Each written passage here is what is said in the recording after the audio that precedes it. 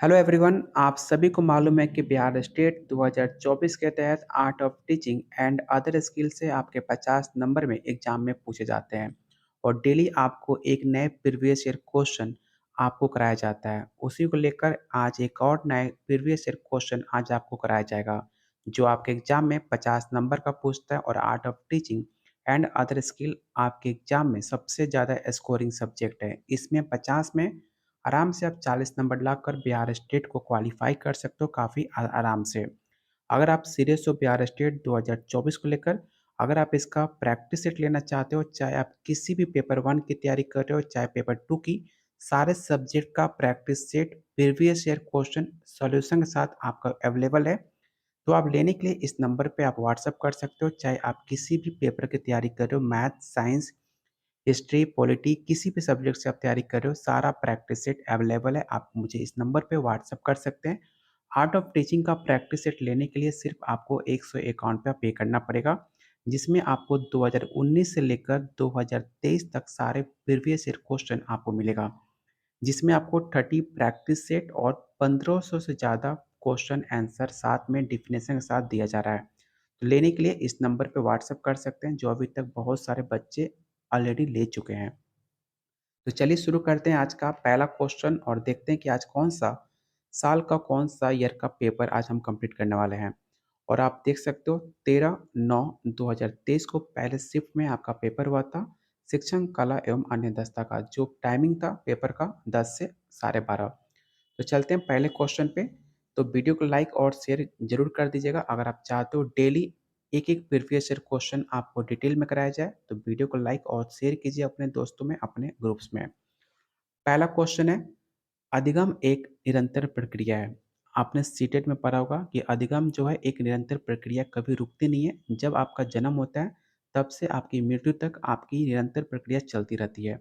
तो आपको बताना है इसका राइट आंसर क्या हो जाएगा। किशोरावस्था से मृत्यु तक, या ऑप्शन बी बाल्यावस्था से वृद्धावस्था तक, ऑप्शन सी रोसो से व्यस्त तक, या ऑप्शन डी जब पालने से लेकर कब्र तक। तो मैंने जस्ट अभी आपको बताया था कि जब आपका जन्म होता है और जब आपकी मृत्यु होती है तब तक आपका निरंतर प्रक्रिया, आपका अधिगम का कुछ ना कुछ आप नए सीखते रहते हो। तो आपको बताना है इसका राइट आंसर क्या हो जाएगा। तो इसका राइट आंसर ऑप्शन आपका डी होगा। सेकंड क्वेश्चन है, सहयोग और दल भावना विकसित करने के लिए उपयुक्त क्रिया कौन सी है। कला, वाद विवाद, क्यूज, या ऑप्शन डी परियोजना कार्य। और आप खुद जज कर पाओगे आज के प्रैक्टिस सेट में कि आपकी तैयारी कैसी है बिहार स्टेट 2024 को लेकर। अगर आप इसमें अच्छा स्कोर कर पाते हो तो आप उम्मीद कीजिएगा आप आसानी से बिहार स्टेट क्वालिफाई कर सकते हो। अगर आप क्वेश्चन का आंसर नहीं बता पा रहे हो तो मेरे भाई, इतना अच्छा शानदार मौका है आपको बिहार में टीचर बनने के लिए। तो ऐसे कोई भी गलती मत कीजिएगा जिससे आपका फ्यूचर बर्बाद हो, आपका टाइम वेस्ट हो। इसलिए पूरा मन से, दिल से पूरा पढ़ाई कीजिए और बिहार में इस बार अगर टीचर बन जाते हो तो काफ़ी अच्छा मौका है। फिर पता ना वैकेंसी कब है बिहार में, कोई कुछ कहा नहीं जा सकता। तो इसका राइट आंसर ऑप्शन आपका डी हो जाएगा, परियोजना कार्य। ऑप्शन बी आपका, सॉरी, ऑप्शन डी आपका राइट आंसर होगा। क्वेश्चन थर्ड है, शिक्षण में शिक्षक। पहला ऑप्शन है स्वतंत्र चर, ऑप्शन बी है आश्रित चर, या ऑप्शन डी अंत आश्रित चर, या ऑप्शन डी उपरोक्त में से सभी। तो मैक्सिमम लोग, अगर मैं इसका आंसर नहीं दिखाता तो सभी लोग इसका आंसर डी टिक आउट करते हैं। लेकिन आपको शिक्षण में जो आपका टीचर होता है वो काफ़ी स्वतंत्र चर्च होता है, किसी पे डिपेंड नहीं होता है, किसी पे निर्भर नहीं होता कि कोई मुझे बोलेगा तभी मैं पढ़ाऊंगा। टीचर एक अपने में इंडिपेंडेंट होता है, जैसे चाहे बच्चों को पढ़ा सकता है, जिसे उन बच्चों को समझाने में जिस तरह उसे आसानी लगे उस तरह बच्चों को समझा सकता है, पढ़ा सकता है। इसलिए इसका राइट आंसर ऑप्शन आपका ई हो जाएगा।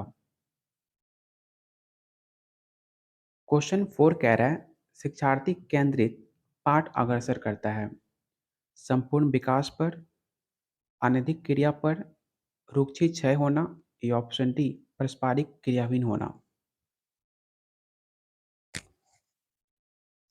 तो इसका राइट आंसर ऑप्शन आपका ए हो जाएगा, संपूर्ण विकास पे आपका केंद्रित पाठ अग्रसर करता है।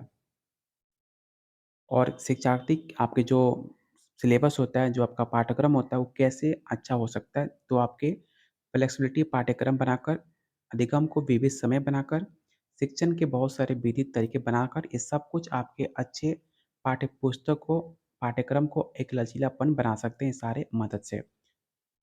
क्वेश्चन 5 कह रहा है, परियोजन, ध्येय, गंतव्य का अन्य नाम क्या है? पहला ऑप्शन है कार्य योजना, उद्देश्य, नीति, या ऑप्शन डी है नियम। तो इसका राइट आंसर ऑप्शन डी हो जाएगा, उद्देश्य। परियोजना, ध्येय और गंतव्य का अन्य नाम उद्देश्य होता है। तो ऑप्शन बी आपका राइट आंसर होगा। क्वेश्चन 6 कह रहा है, खेल एक स्वाभाविक प्रवृत्ति है, किसने कहा था? स्टेटमेंट से आपके आर्ट ऑफ टीचिंग में 4 से 5 सवाल पिछले साल आपके एग्जाम में पूछे गए थे, तो याद रखिएगा, खेल एक स्वाभाविक प्रवृत्ति है। इसका राइट आंसर ऑप्शन ई हो जाएगा, कुक ने कहा था। बहुत सारे बच्चे इसका right answer option D take out करते हैं, मॉन्टेसरी, लेकिन मॉन्टेसरी इसका राइट आंसर नहीं होगा।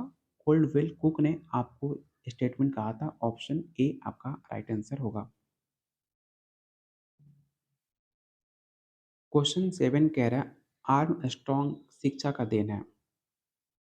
परियोजना विधि में, ह्यूरिस्टिक विधि, दलगत विधि, या ऑप्शन डी सम्मिश्रित विधि।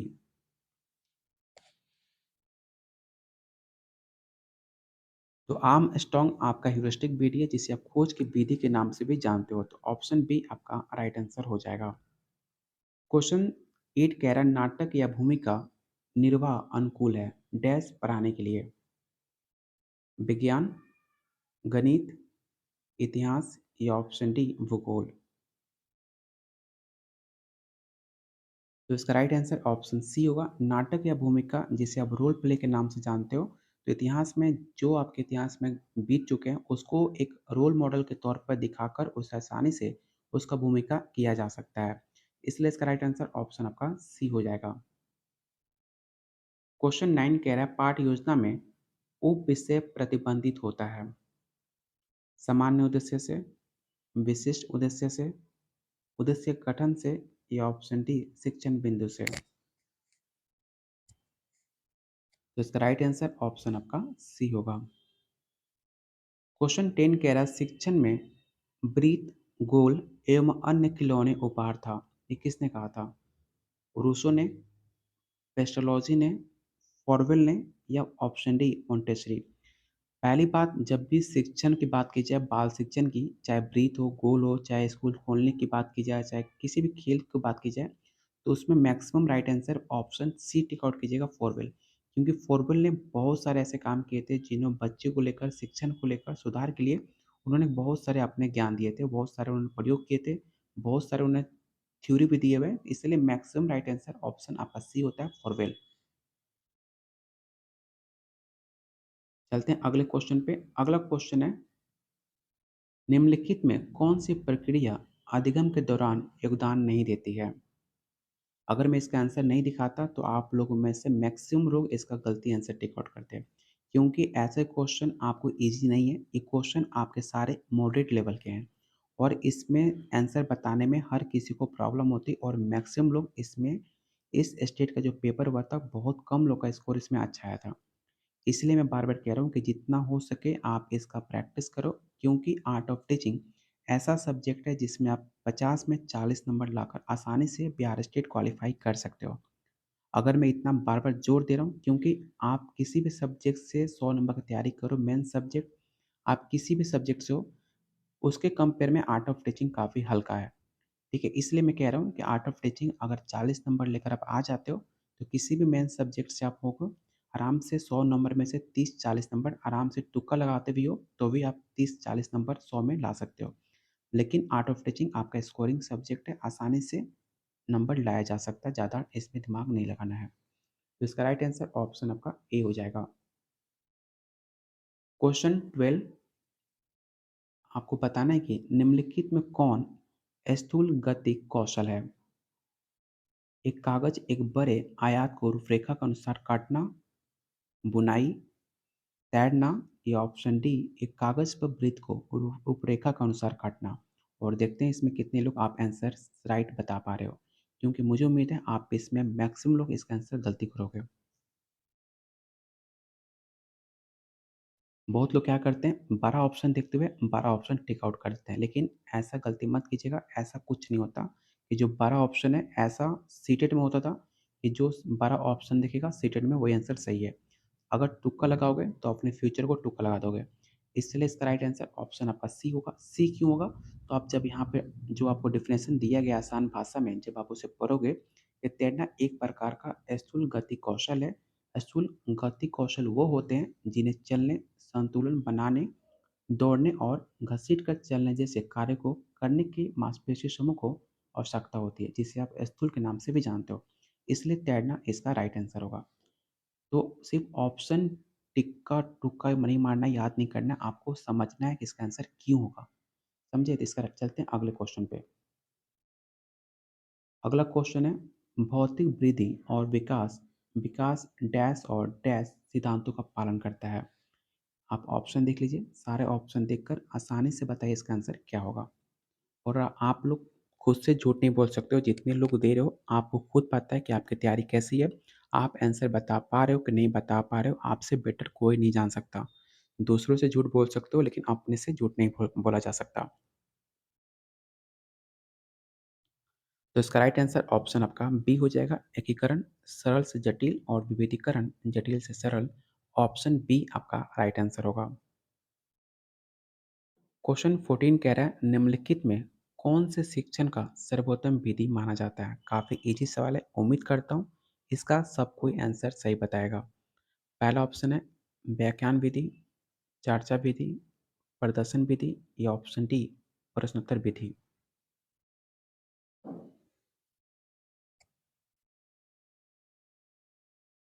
तो इसका राइट आंसर ऑप्शन आपका सी हो जाएगा, प्रदर्शन विधि सबसे अच्छा विधि माना जाता है शिक्षण का। तो ऑप्शन सी आपका राइट आंसर होगा। क्वेश्चन 15 कह रहा है उच्च शिक्षा में शिक्षक की भूमिका क्या होनी चाहिए।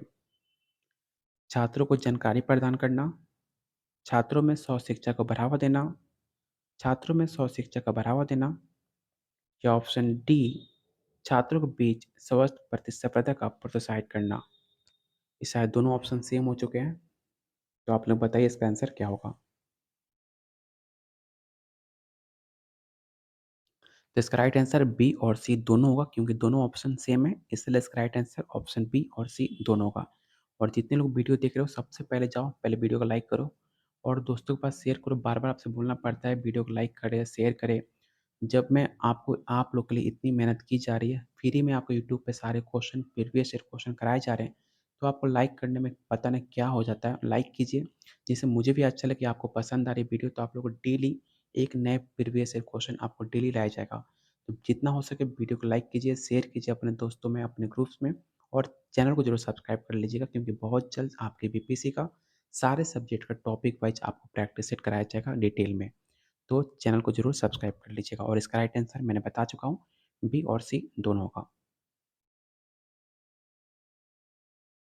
पाठ्य पुस्तक मदद करती है छात्रों को मार्गदर्शन करने में, टीचरों को मार्गदर्शन करने में, ए और बी दोनों या ऑप्शन डी इनमें से कोई नहीं।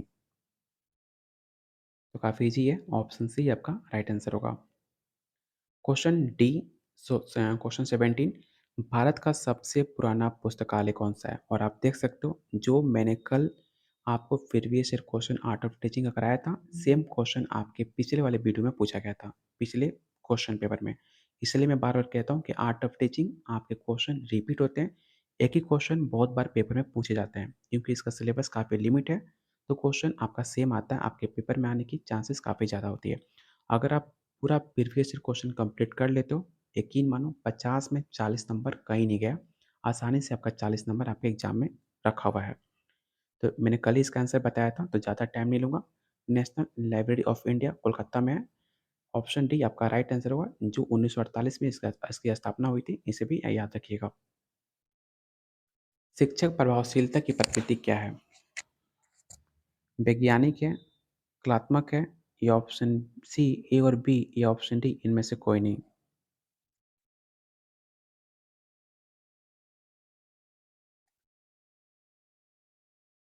तो इसका राइट आंसर ऑप्शन आपका ए हो जाएगा, वैज्ञानिक है, इसे आप कंफ्यूज मत होइएगा।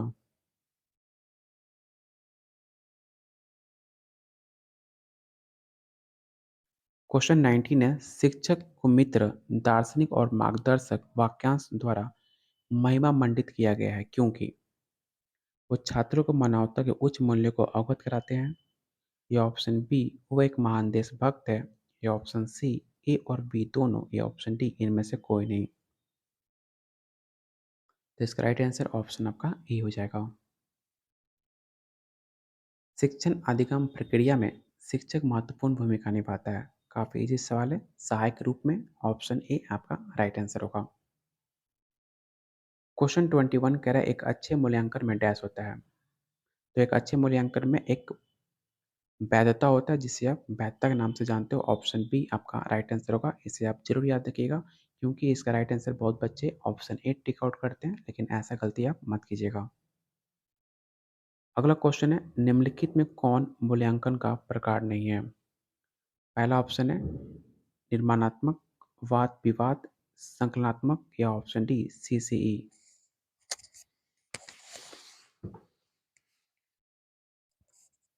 तो इसका राइट आंसर ऑप्शन आपका बी हो जाएगा। वाद विवाद आपका कोई मूल्यांकन का प्रकार नहीं है। और जो, यकीन मत मानिए, आप जाकर जो मैंने कल प्रीवियस ईयर क्वेश्चन कराया है, जाकर वो वीडियो देखिए, और आज का जो आप मैं वीडियो करा रहा हूँ उसका जाकर देखिए। मैक्सिमम कल के वीडियो में, आज के वीडियो में 10 प्लस क्वेश्चन डिट्टो मैच करेगा। सेम क्वेश्चन पिछली बार क्वेश्चन पेपर में पूछा गया था और सेम क्वेश्चन आज के वीडियो में पूछा गया है। इससे क्या मतलब है, मैं क्यों कह रहा हूँ कि आपका क्वेश्चन रिपीट होता है आपके पेपर में, क्योंकि आर्ट ऑफ टीचिंग जो आपके प्रीवियस ईयर क्वेश्चन है आपके होने वाले एग्जाम में, उसमें मैक्सिमम क्वेश्चन आपके प्रीवियस ईयर क्वेश्चन के क्वेश्चन पूछे जाएंगे आपके अगले एग्जाम में। इसलिए मैं बार बार कह रहा हूँ कि जितने आपके प्रीवियस ईयर क्वेश्चन है अच्छे से याद कर लीजिए, रट्टा मार लीजिए, और 50 में 40 नंबर कम से कम लेकर तो आना ही है हर किसी को। इसको लेकर गारंटी रख लीजिए कि 40 नंबर हर किसी का आएगा। बस जितना क्वेश्चन है आप अच्छे से याद कर लो और रट्टा मार लो, 40 नंबर आपका कहीं नहीं गया, ये मेरी गारंटी है। तो इसका राइट आंसर ऑप्शन आपका बी होगा। मूल्यांकन संबंधित है विषय से, अधिगम प्रक्रिया से, उद्देश्य से, या ऑप्शन डी उपरोक्त में से सभी। तो मूल्यांकन हर किसी से संबंधित हो, चाहे आपका सब्जेक्ट हो, चाहे आपका कोई गोल हो, चाहे आपका अधिगम प्रक्रिया हो, हर चीज़ से मूल्यांकन आपका संबंधित होता है। इसलिए इसका राइट आंसर ऑप्शन आपका डी हो जाएगा। क्वेश्चन 24, निम्नलिखित में कौन सा कथन पाठ्यचर्या से संबंधित नहीं है, और आप लोगों को बताना है इसका राइट आंसर क्या होगा। पहला ऑप्शन है ये छात्रों के अधिगम अनुभव से संबंधित है। ऑप्शन बी ये अध्ययन के कार्यक्रम से संबंधित है। या ऑप्शन सी ये टीचरों के वृत्तिक विकास से संबंधित है। या ऑप्शन डी ये पाठ्यक्रम और रूपरेखा की संरचना है।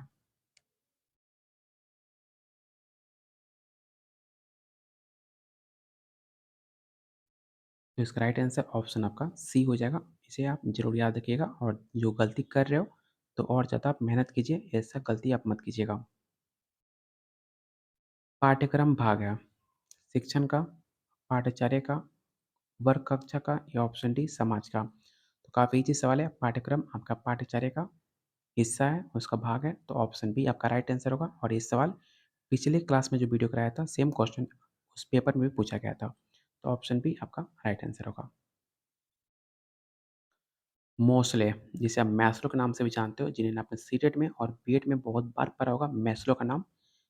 मैस्लो ने मानव आवश्यकताओं को कितने भागों में बांटा है। काफ़ी फेमस क्वेश्चन है और बार बार आपके एग्जाम में रिपीट होता है, चाहे साइकोलॉजी की बात की जाए, चाहे आपकी आर्ट ऑफ टीचिंग में। तो याद रखिएगा कि मैस्लो ने आपकी आवश्यकताओं को 5 वर्गों में बांटा था। कौन-कौन से? तो 5 यहाँ पर दिया गया है। सबसे पहले आपका self esteem need, love belong need, safety need, और आपका लास्ट में साइकोलॉजिकल नीड।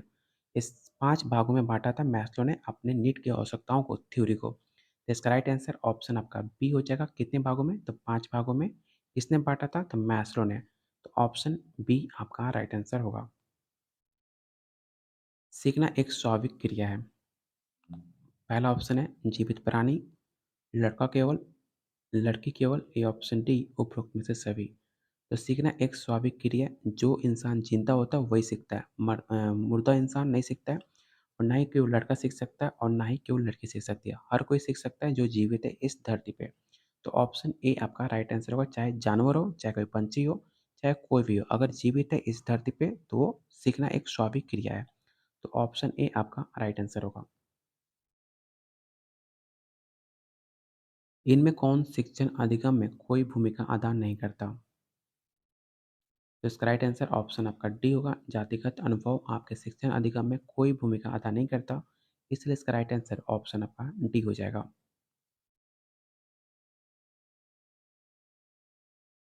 आयामित शिक्षण सामग्री है मॉडल, चार्ट, वस्तु या ऑप्शन डी उपरोक्त में से सभी। तो आयामित शिक्षण सामग्री आपके all of this option D आपका राइट आंसर होगा, क्योंकि आयामित शिक्षण आपके मॉडल से और चार्ट से वस्तु से मिलकर ही आपका सामग्री बनता है, इसलिए इसका राइट आंसर ऑप्शन आपका डी होगा। हैंड्स ऑन सीखने का क्या अर्थ है?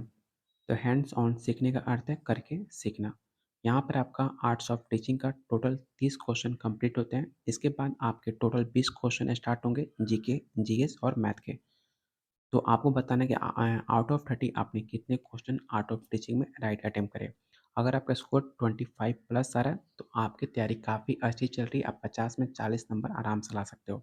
अगर आपका स्कोर 25 से कम आ रहा है तो भाई आप लोगों से रिक्वेस्ट है, अपने ऊपर सिर्फ एक सौ अकाउंट पे खर्च करो, जो आप पॉकेट मनी से जो आप फालतू खर्चे खाते पीते हो उसको बचाकर एक सौ अकाउंट पे लेकर आर्ट ऑफ टीचिंग का 2019 से लेकर 2023 तक टोटल 30 प्रैक्टिस सेट अटेम्प्ट करो, जिसमें आपको 1500 से ज़्यादा क्वेश्चन आंसर, और आप देख सकते हो कितने आसान भाषा में आपको डिफाइन करके दिया जा रहा है। अगर आप इतना कंप्लीट कर लेते हो तो आप आंख बंद कर बिहार स्टेट को क्वालिफाई कर सकते हो। क्वालिफाई करना है तभी लेना, बाकी अपने पैसे को बचा कर रखो, और जगह बहुत जगह पे यूज़ कर सकते हो उसका। अगला क्वेश्चन है, सुभाष चंद्र बोस को देश नायक किसने कहा था? इसका right answer option B Rabindranath Tagore ने कहा था। निम्नलिखित में किस हिल स्टेशन को भारत का मिनी स्विट्जरलैंड कहा जाता है? तो इसका राइट आंसर ऑप्शन आपका डी होगा, खजिया, जो आपके हिमाचल प्रदेश का एक 24 किलोमीटर स्टेशन से दूर जाने पर एक छोटा सा गांव है दहलोजी, जिसको मिनी स्विट्जरलैंड के नाम से जाना जाता है, जिसे खजियार गांव का नाम है। तो ऑप्शन आपका डी राइट आंसर हो जाएगा।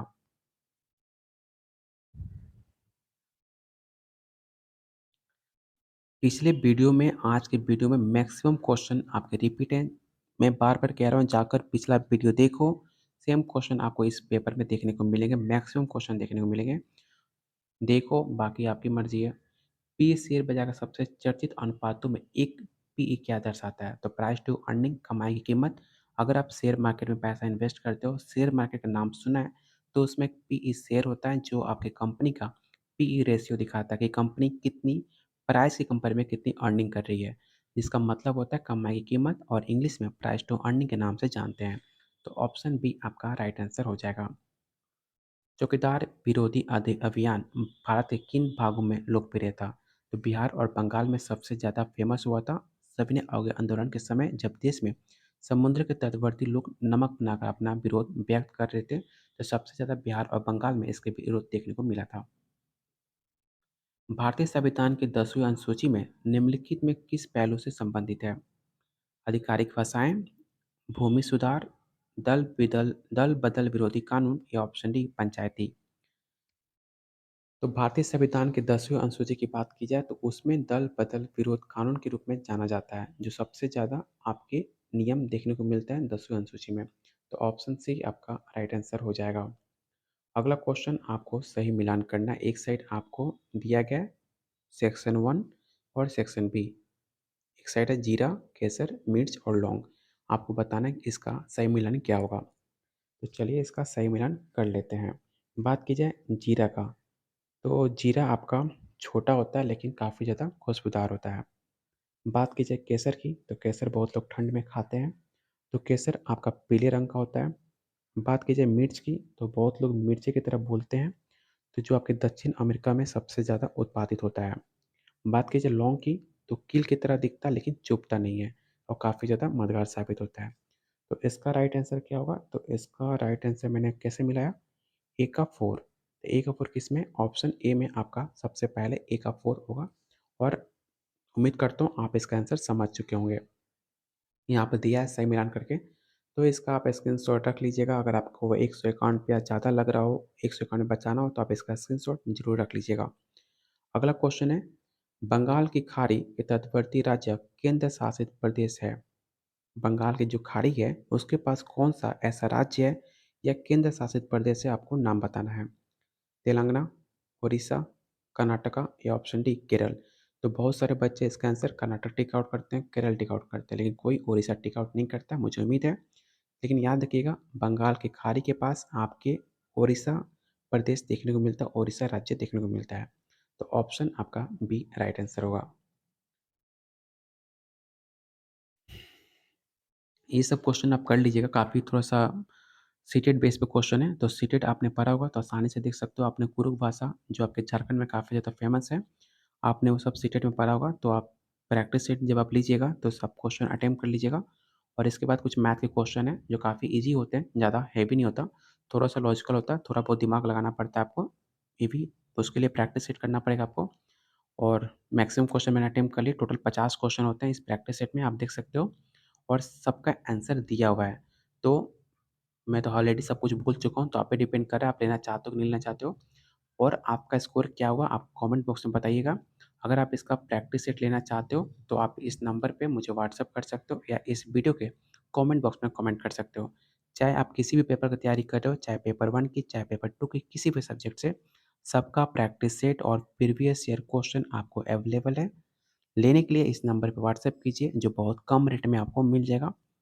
तब तक के लिए वीडियो को लाइक कीजिए, शेयर कीजिए और सब्सक्राइब कीजिए चैनल को। बहुत जल्द मिलते हैं अगले वीडियो में।